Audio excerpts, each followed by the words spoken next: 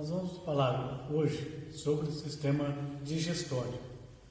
Ele que é compreendido aí pela boca, faringe, esôfago, estômago, intestino delgado em 3 partes, duodeno, jejum e íleo, o intestino grosso, começando pelo sexo, o seco, ele tem um apêndice vermiforme, logo em seguida tem o colo ascendente, colo transverso, colo descendente, colo sigmoide, que tem um formato de S, o reto e por fim o ânus.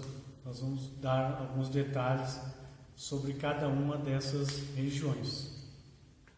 Sobre a boca, nós temos aí essa parte mais externa, aqui nós vemos a boca, que tem um lábio superior, lábio inferior. Aqui no meio, a rima labial, e essa estrutura aqui nós chamamos de filtro, acima do lábio superior. E adentrando na boca, nós olhamos nessa peça aqui, num corte aqui longitudinal, nós chamamos também de sagital. Nós vemos que o lábio fica aqui, né? E adentramos na boca. Então aqui está representado o dente e aqui a língua. Então existe um espaço entre os lábios e os dentes. É o vestíbulo da boca. E aqui, após o dente, cavidade própria. Cavidade própria. Então, a cavidade oral. Cavidade oral é formada pelo vestíbulo da boca e a cavidade própria. Cavidade oral, a cavidade da nossa boca, né? Então, a partir daí, o vestíbulo e cavidade própria.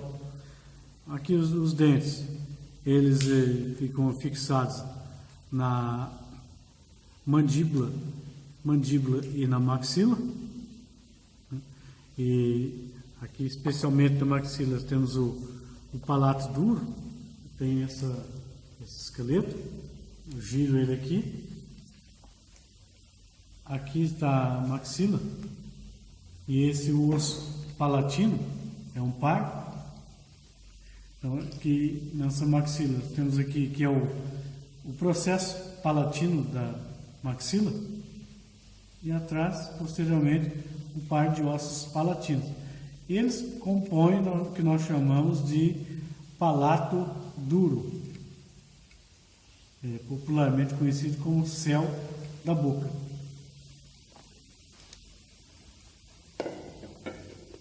Ainda aqui, nessa cavidade bucal, temos o palato duro que eu falei.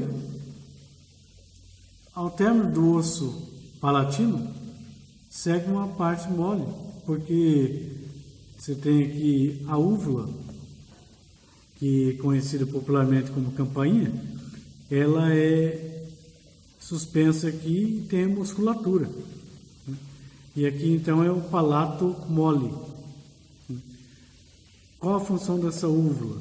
Quando nós, ao deglutirmos, essa úvula ela é levada para tapar essa entrada, de modo que o alimento ele chega aqui e desce. Ele não vai para essa direção do nariz. Quando ocorre isso, é comum em criança, porque ainda não amadureceu esse controle nervoso de elevar a úvula ao se fazer a deglutição. Ao mesmo tempo, a língua, quando empurra o alimento para baixo, ela tanto estimula a elevação da úvula, quanto ela empurra para baixo essa estrutura aqui, que é a cartilagem epiglótica, de modo a fechar essa cavidade da laringe, que o alimento ele vai em direção ao esôfago e não à laringe. Com essa cavidade própria que nós temos aqui, a língua, ela é essencialmente muscular, então tem músculos aqui na base dela, e ela também é bastante inervada, pelo menos 3 nervos aí que vocês vão ver lá na parte teórica, que é inervação ligada tanto à movimentação como o hipoglosso, né? Mas tem inervação sensitiva, por exemplo, nervo vago, nervo glossofaríngeo, aqui na língua, para controlar essa parte sensitiva do paladar, né? Então, você tem amargo, doce, azedo, por papilas que aqui fazem a leitura.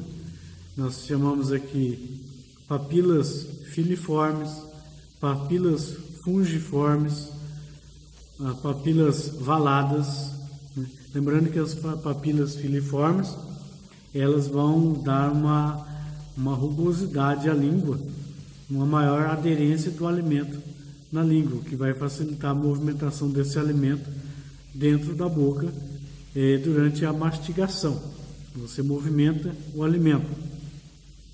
As papilas fungiformes, papilas valadas, elas estão ligadas intimamente com a nossa gustação, nosso paladar.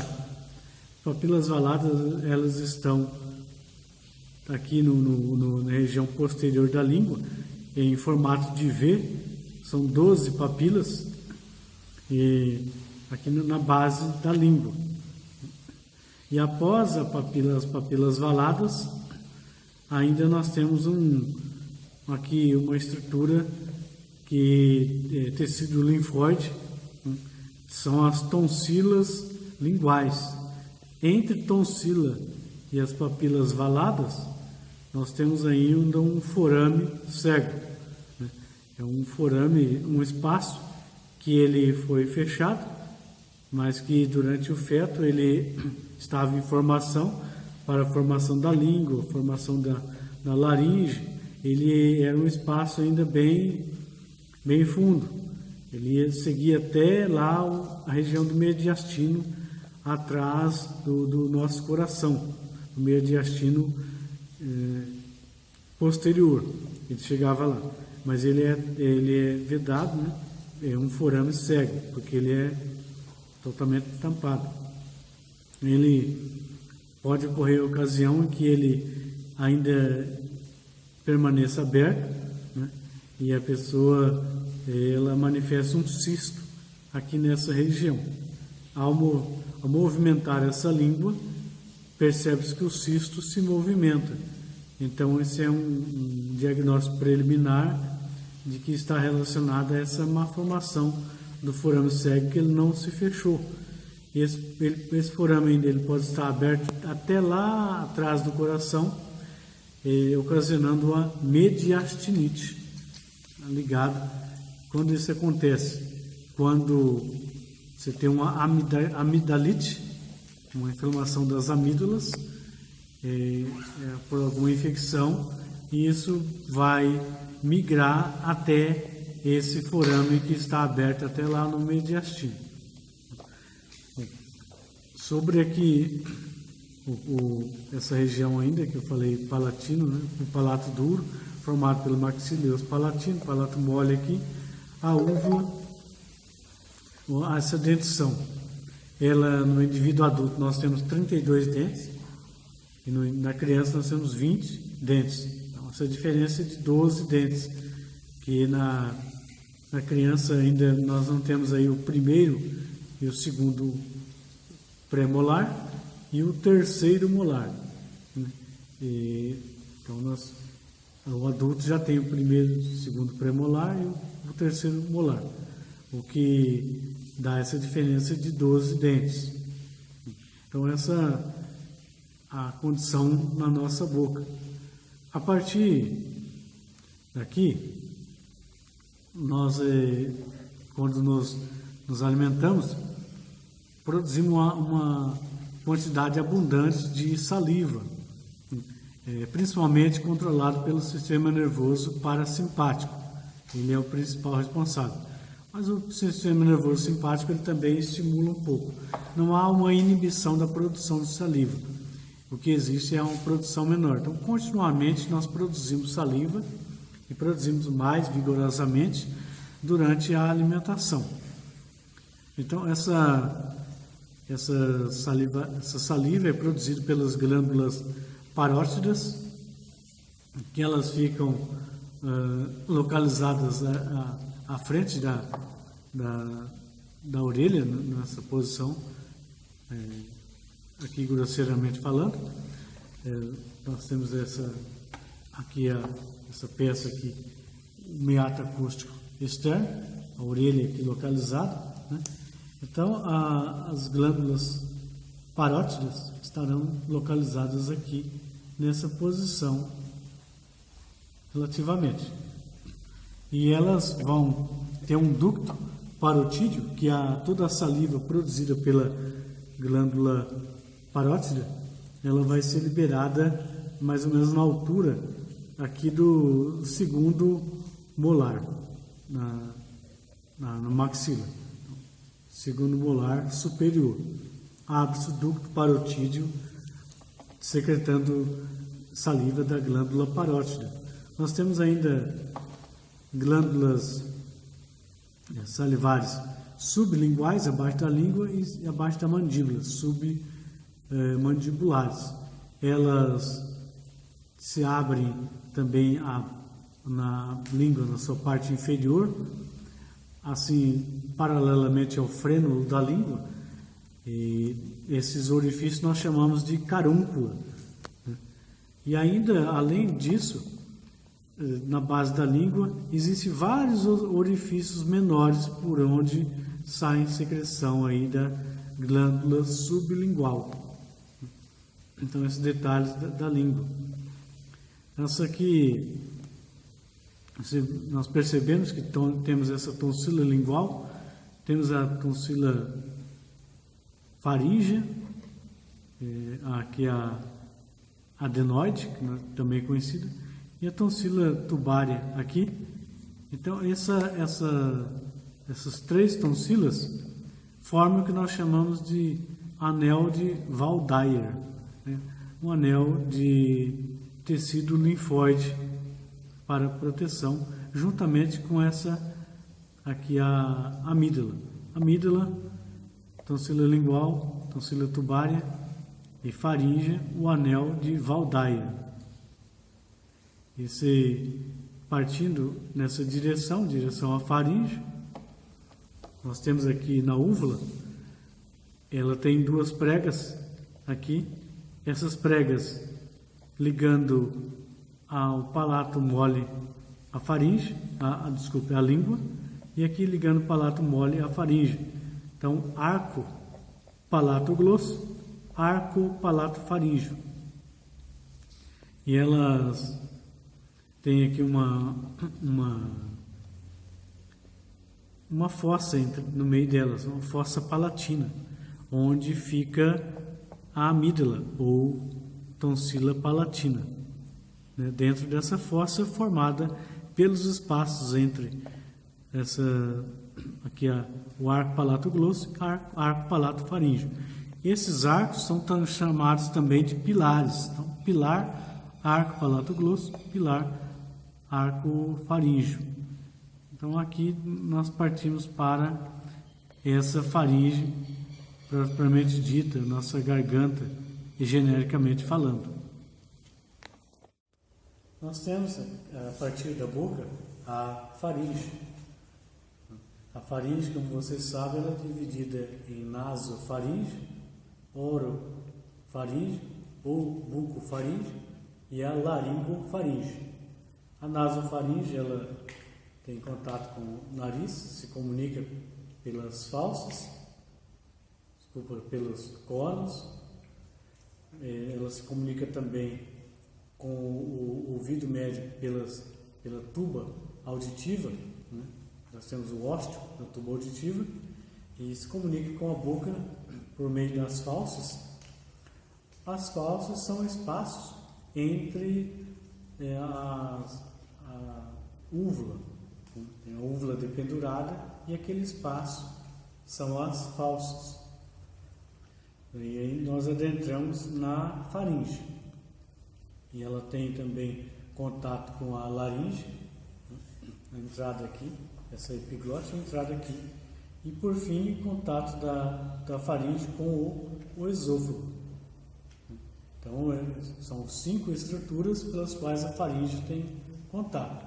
Nariz, pelas cornas, ouvido médio pelo ósteo da tuba auditiva, boca pelas fauces, laringe pela abertura da epiglote e aqui diretamente pelo esôfago. E essas 5 partes do organismo que a faringe está se comunicando. E o alimento ele vai passar pela orofaringe e laringofaringe. Então, esse tecido aqui ele é revestido com maior proteção para resistir à abrasão pela passagem do alimento. Aqui é esperado que passe apenas ar, então o tecido de revestimento na nasofaringe é mais frágil. Então aqui na faringe, dada essa comunicação com nariz, ouvido médio, a boca, laringe e esôfago, e aqui elas são mais um tecido de revestimento mais protegido em oro e laringofaringe por conta da passagem do alimento. Nós vamos partir aqui para a deglutição. Esse alimento, como eu falei, na deglutição é fechada a laringe, a epiglote é baixada. Você percebe que existe a comunicação aqui entre língua e epiglote. Ela é levada para baixo e esse alimento desce para o esôfago. O esôfago ele é um canal muscular musculatura longitudinal superficial e circular internamente, profunda, e a mucosa de revestimento. E ele, além desse canal, ele pode ter alguns apêndices epiploicos, são como umas bolsas epiploicas aqui, ele pode ter aqui paralelamente e pode inclusive armazenar ali alimento ali nesse espaço. Bom, ele tendo aqui o alimento passado, ele tem um esfíncter esofágico superior e um esfíncter esofágico inferior. Olhando aqui, nós não percebemos quando começa o esôfago, quando terminou a faringe. O que nós temos como referência é o final da laringe. Então aqui a cartilagem cricoide, e lembrando que das 3 cartilagens ímpares, epiglote, aqui a epiglote, a tireoide e a cricoide, somente a cricoide faz um anel completo. Ela então ocorre na frente e atrás. E nesse anel que a cartilagem cricoide faz, ela é mais dilatada. Após essa dilatação da laringe, logo aqui começa o esôfago. Começando por aqui. Então, descendo, ele vai ter um anel, aqui um esfíncter esofágico inferior, aqui no final do esôfago. Ainda ele tem essa curvatura para o lado esquerdo, lembrando que ele passa pelo hiato esofágico. O hiato esofágico, ele é aquela passagem do esôfago pelo diafragma, até alcançar essa área do estômago. Nós vamos começar agora falando sobre o estômago. Já falamos sobre boca, faringe, esôfago, agora o estômago aqui representado, aqui nessa peça solta. Você vê a relação dele com o esôfago, ele fica abaixo do diafragma no lado esquerdo e antes do intestino delgado, aqui representado. Então, você tem que o estômago ele tem uma uma curvatura maior, ele tem uma curvatura menor.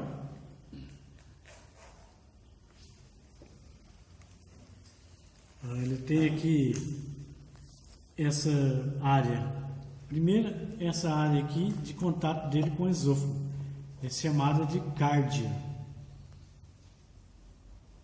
Em seguida, essa área fundo, chamada de fundo do estômago. É estranho por estar aqui, mas essa área, ela, quando se faz um exame radiológico, exame de imagem, essa área permanece escura, porque essa área fica cheia de ar. Juntamente na alimentação nós também ingerimos ar, e ele fica aqui localizado. Por isso que na imagem, exame de imagem, fica sempre escuro, fundo. O corpo, onde fica o alimento, aqui nós temos uma incisura, e essa área toda é chamada de piloro. Então, aqui antro pilórico e canal pilórico. Então, piloro, toda a região. Antro pilórico, canal pilórico.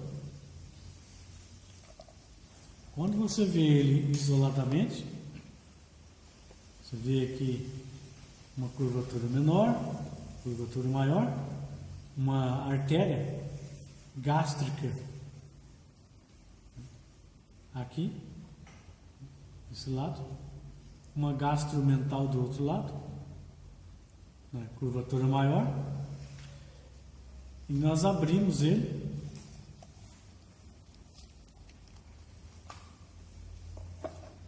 e você consegue ver aqui já o término do esôfago, o fundo do estômago. Essas pregas são as pregas gástricas, um grande número delas. Nós vemos que no digestório nós temos uma camada circular interna e uma camada longitudinal externa. E ainda no estômago nós temos uma terceira camada, que é uma camada oblíqua muscular. Então são 3 camadas: oblíqua, longitudinal e circular. Aqui região do antro, né, canal pilórico, porque você tem um esfíncter pilórico aqui, para controlar a passagem do alimento de estômago para duodeno.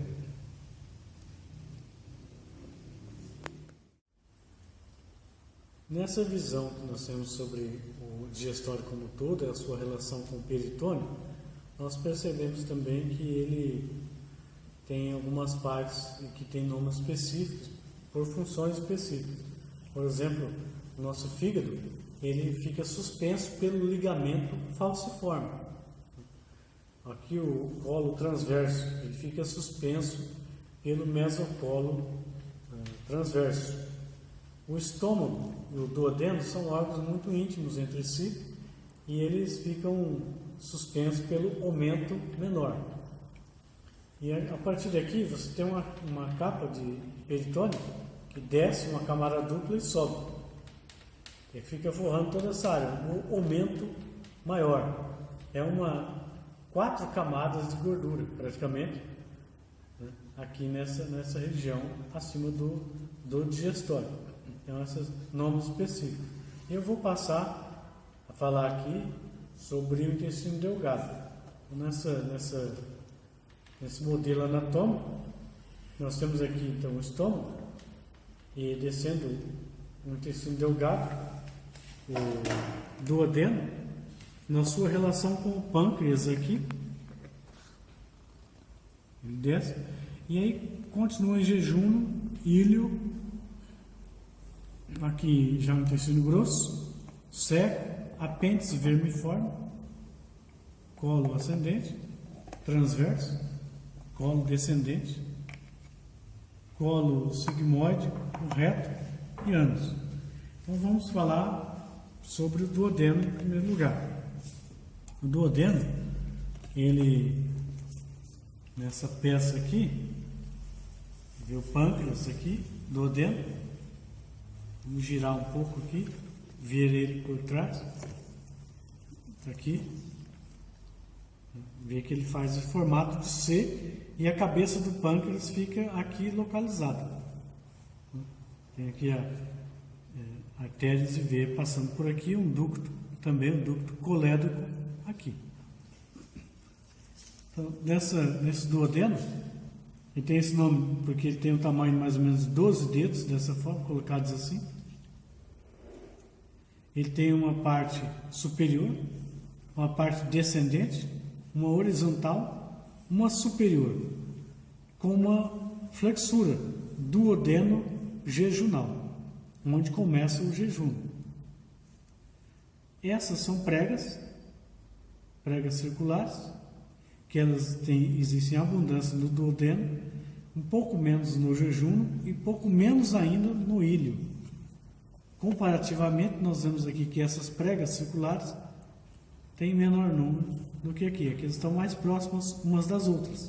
Então, existe a tendência das pregas circulares diminuírem em número conforme avança duodeno, jejum, íleo.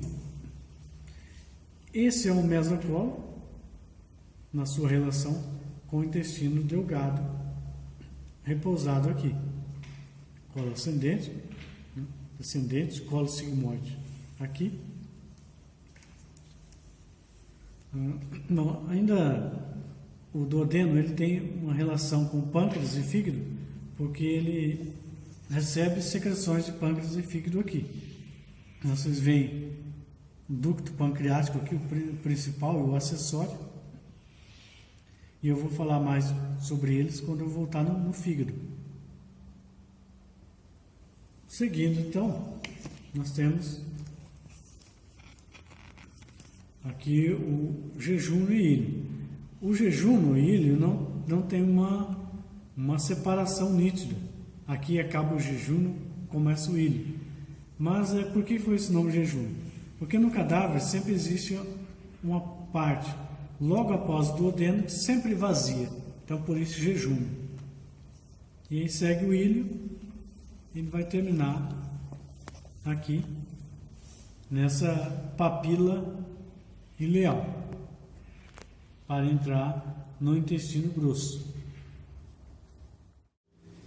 Aqui eu falei sobre o nosso intestino delgado, duodeno, jejum, íleo, a sua passagem do intestino delgado para o intestino grosso.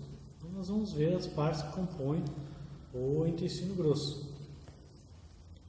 Temos aqui, então, essa região que é um fundo cego é chamada de seco.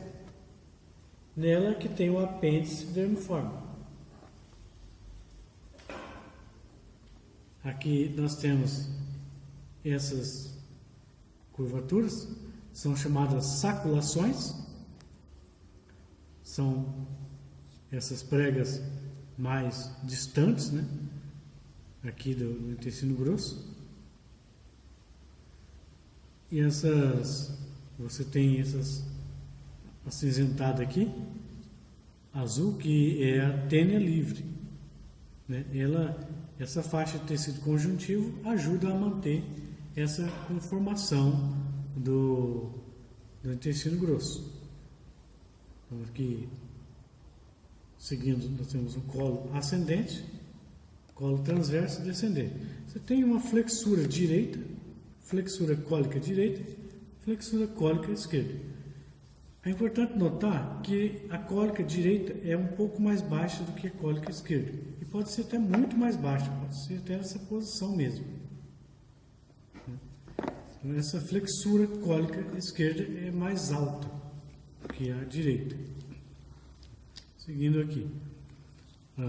A função do intestino grosso é conduzir esse alimento, esse restante, até a sua eliminação, a absorção de água. Ele produz também algumas vitaminas, tem produção de vitaminas aqui, né? Mas a digestão, na sua maior parte, aconteceu no intestino delgado. Ali. Aí segue com o reto, ele tem aqui umas válvulas aqui apresentadas assim, mas ele tem mais aqui, né? E região anal aqui onde tem umas áreas com células, com veias, né? Que pode levar às varizes aqui no ano, né? Ânus é chamado também de hemorroides, nessa passagem aqui do ânus. Eu quero agora deixar claro para vocês essa relação entre os ossos e a localização dos órgãos. Então lembra aqui a clavícula, esse é o osso externo, e aqui eu falei, nós temos aqui o manúbrio e o corpo do externo. Quando você passa a mão mais ou menos nessa região sua, você vai encontrar o ângulo do externo, mais ou menos por aqui, né? Então, quando nós tiramos essa peça, mais ou menos no ângulo do externo, nós vamos encontrar já o arco da aorta. Esse é o arco da aorta. E tirando aqui, já localiza aqui essa bifurcação da traqueia, né? Que o bronco direito, o bronco esquerdo. E por que eu estou falando isso? Aí atrás da traqueia, o esôfago. Porque nós temos que atentar que a traqueia e o esôfago, eles têm uma relação muito íntima. Lembra que a traqueia é um anel aberto, em forma de C, as cartilagens, e acoplado ali existe o esôfago. E embriologicamente, eles têm uma origem semelhante. Tanto que pode haver fístulas. São orifícios, passagens entre a traqueia e o esôfago. Uma criança nascendo dessa forma, ela vai ter que ser submetida à cirurgia imediatamente, porque ela, ao se alimentar, o alimento pode ir para a traqueia e os pulmões. Então essas fístulas são anomalias oriundas dessa formação embriológica entre traqueia e esôfago muito íntima. Mas passando o esôfago aqui em amarelo, vocês veem que ele tem uma curvatura para o lado esquerdo. E ele se relaciona também com a artéria aorta aqui. A sua parte abdominal fica mais ao lado esquerdo, né? E o esôfago aqui, ele gira mais ou menos para o lado esquerdo. Aí quando você retira, esse é o diafragma. O esôfago atravessando o diafragma. Nessa peça, nós podemos perceber que o esôfago, em verde, são linfonodos, células, órgãos de defesa, o diafragma aqui, e o esôfago atravessando isso que nós chamamos de hiato esofágico. Aqui é a musculatura do esôfago, aqui representada. Aqui a artéria aórtica, o hiato aórtico, e aqui a veia cava, o forame da veia cava. Qual a diferença entre hiato e forame? Nós percebemos que o tecido, a musculatura de diafragma, acompanha, faz uma bainha, tanto na artéria aórtica quanto no esôfago. Por isso é chamado de hiato. E aqui ele simplesmente é uma abertura, onde passa a veia cava inferior.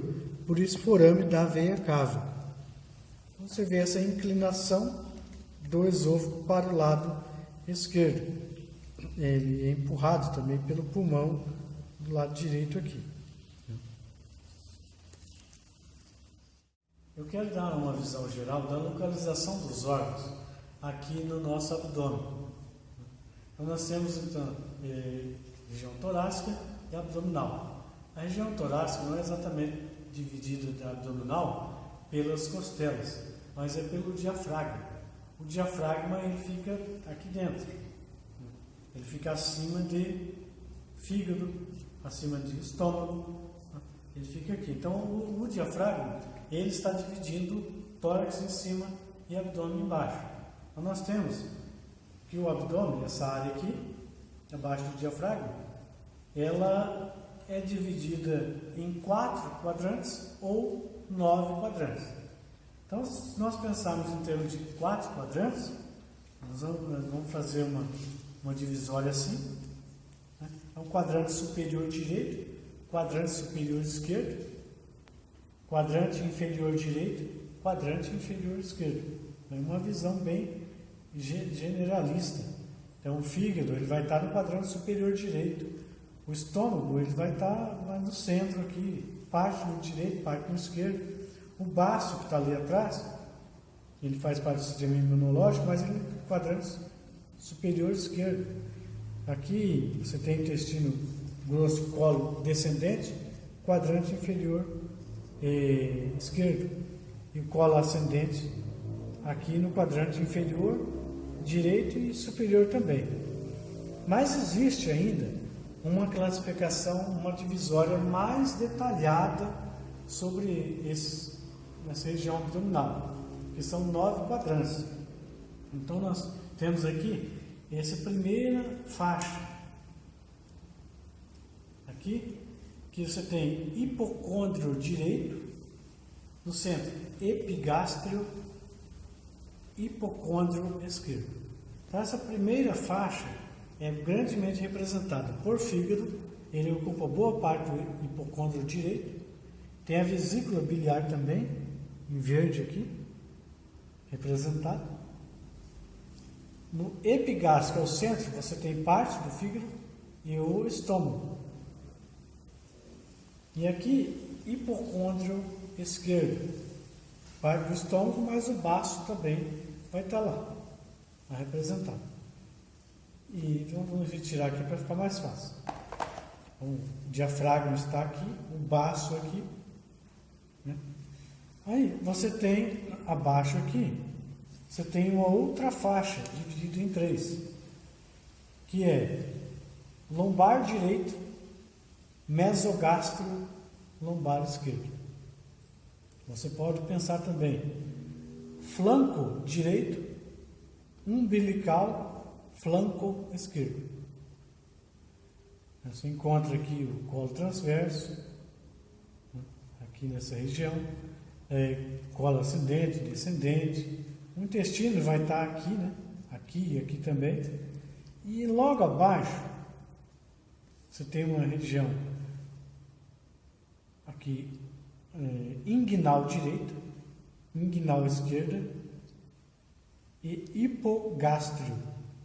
Inguinal direito, você tem como representante importante que é o apêndice vermiforme, lá no fundo, daqui a pouco a gente vê ele, né?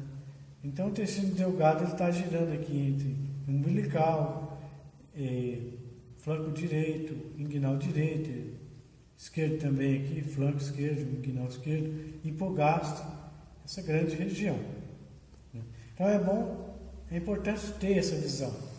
Hipocôndrio direito, epigastro, hipocôndrio esquerdo, lombar direito, umbilical, lombar esquerdo, inguinal direito, hipogastro e inguinal esquerdo.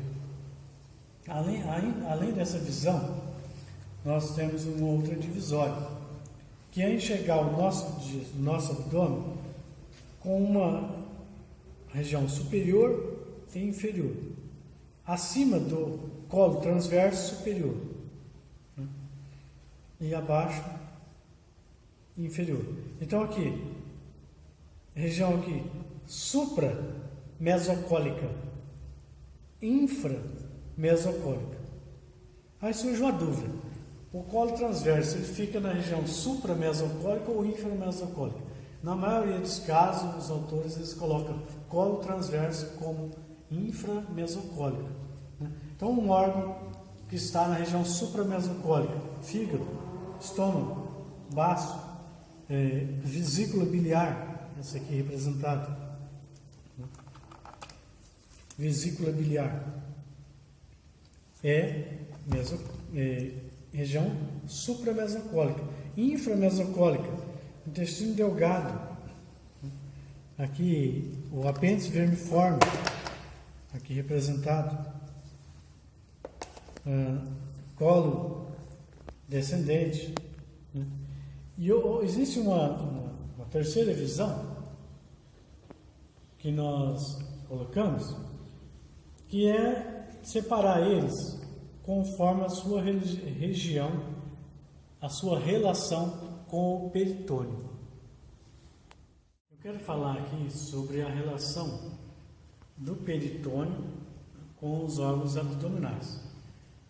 Esse peritônio é aquele que nós vimos no slide da teórica serosa. É a camada mais externa. Ali, lembra que nós temos uma camada muscular, uma camada circular, longitudinal, e acima dela a serosa. Então, ela se relaciona com o digestório, essa camada.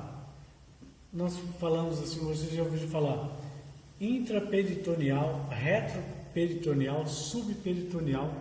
E a impressão é que existe um saco de peritônio e órgãos dentro dele, então são órgãos intraperitoneais. E na verdade não é bem assim. Você imagina uma bexiga em que um órgão ele pressiona essa bexiga e ela acaba abraçando todo o órgão. Então fica um órgão intraperitoneal. Ele não é um órgão que entrou dentro da bexiga, ele foi sendo abraçado por ela. Ele, à medida que o peritônio está aqui no embrião, o órgão vai se formando e vai empurrando esse peritônio para frente. Como ele tem a camada aqui do tecido abdominal aqui impedindo o seu progresso, ele acaba por abraçar todos os órgãos, quase todos. Então, quando o órgão ele é abraçado na sua totalidade pelo peritônio, é um órgão que nós chamamos intraperitoneal. Quando ele é abraçado somente na sua região anterior, é um órgão retroperitoneal. E quando esse órgão está abaixo do peritônio, é um órgão subperitoneal. Vamos dar um exemplo de órgão intraperitoneal: fígado, intestino delgado, colo transverso, estômago. São órgãos intraperitoneais, ou seja, o peritônio abraça totalmente ele. Agora nós, retirando aqui, pâncreas é um órgão retroperitoneal, ou seja, esse peritônio não abraçou ele totalmente, só na sua região anterior. Baço também retroperitoneal. Aqui você tem colo transverso, o colo ascendente, o colo descendente, são retroperitoneais. Retirando aqui essa área, os órgãos aqui de região pélvica, como bexiga, que ficaria aqui, seria um órgão subperitoneal, mas não é o alvo nosso. O rim aqui também é retroperitoneal, glândula suprarrenal. Então, nessa relação do peritônio com os órgãos abdominais, ele vai envolver, vai proteger, vai suprir. Então, existe uma riqueza muito grande de vasos sanguíneos, artérias, veias e também inervação. E por último, linfonodos nesse peritônio, essa camada serosa. Então, portanto, o peritônio ele não apenas reveste, mas ele nutre, ele tem controle nervoso passando por ele, ele protege também essa área aqui de peritônio. E ele vai permitir o movimento desses órgãos abdominais. Obviamente que é um movimento limitado. Então ele ajuda a manter tudo organizado, embora haja aí movimentação dos órgãos abdominais durante a condução do alimento pelo tubo digestório. Eu quero colocar nessa última apresentação a relação vascular aqui entre os órgãos. aproveitar nessa apresentação que eu mostrei ali, a glândula parótida, músculo masseter, músculo de mastigação, glândula sublingual e submandibular. Nós vamos então falar aqui sobre como é o suprimento sanguíneo e a drenagem. Nós temos que nessa primeira faixa, hipocôndrio direito e epigástrio e hipocôndrio esquerdo, onde estão fígado, estômago, pâncreas, eles são supridos pelo tronco celíaco. O tronco celíaco ele emite um ramo, a artéria hepática comum, para fígado, emite um ramo, a artéria esplênica, para o baço, e um ramo de artéria gástrica, para o estômago.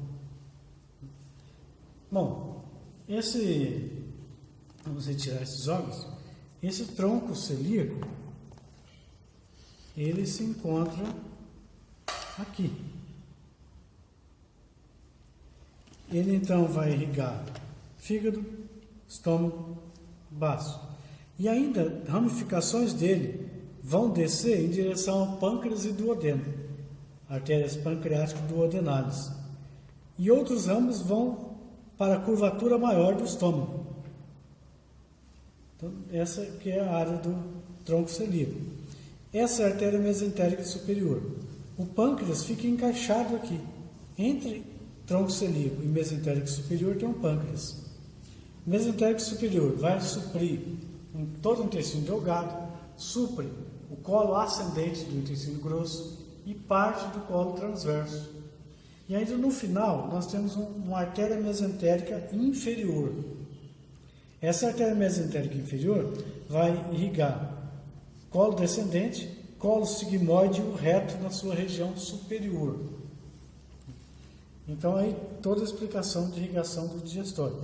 E como é o retorno? O retorno retorna pela veia mesentérica inferior, que se une à veia esplênica, aqui. E adiante encontra a veia mesentérica superior e vai para o fígado, com a veia porta do fígado. É interessante notar que todo o sangue do digestório, ele deve ir para o fígado, porque ele está carregando consigo o produto da digestão. E existem ali toxinas, existem ali elementos que fazem mal ao nosso organismo, que precisam ser transformados, quebrados, trabalhados para que possamos consumir esse sangue. Então, por isso, o nosso fígado faz um grande trabalho tratando esse sangue antes de cair na circulação. Em situações de cirrose hepática, por exemplo, em que a circulação do sangue da veia porta para o fígado está sendo dificultada, o sangue ele tende a fazer um fluxo contrário, o que nós chamamos de fluxo retrógrado.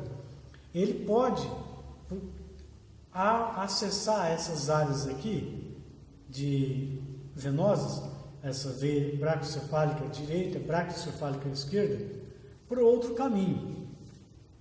É uma solução que ele faz para o suprimento. Não é o ideal. Todo o sangue ele deve passar pelo fígado. E se ele não consegue, busca uma via alternativa, passando aqui diretamente, sem passar pelo fígado, vai haver um prejuízo para o organismo e levando inclusive à morte. Mas momentaneamente essa pode ser uma solução viável. Aqui nessa região do tórax existe o sistema ásico, que é um sistema de drenagem do sangue. Se o sangue não está indo para o fígado, ele pode acessar o sistema ásico e alcançar as veias braquiocefálicas também. Como eu falei para vocês, o sangue vai para a artéria retal superior, lá embaixo, e ele se comunica depois no seu retorno com veia retal superior e sobe em direção ao fígado. Se não está conseguindo subir essa veia retal superior, o sangue pode ir para a veia retal média e inferior, alcançar então veia hipogástrica inferior, veia hipogástrica superior e torácica interna e alcançar aqui, drenar para cá. Quer dizer, houve um desvio do fígado. O sangue não passou para o fígado. E ainda, então, são essas três possibilidades. Né? O ideal, como eu falei, que o sangue vá para o fígado e dali para a veia cava inferior, acesso ao coração. Então nós fechamos aí a parte circulatória, eu deixo a parte teórica lá para o sistema nervoso de controle do coração, do sistema digestório.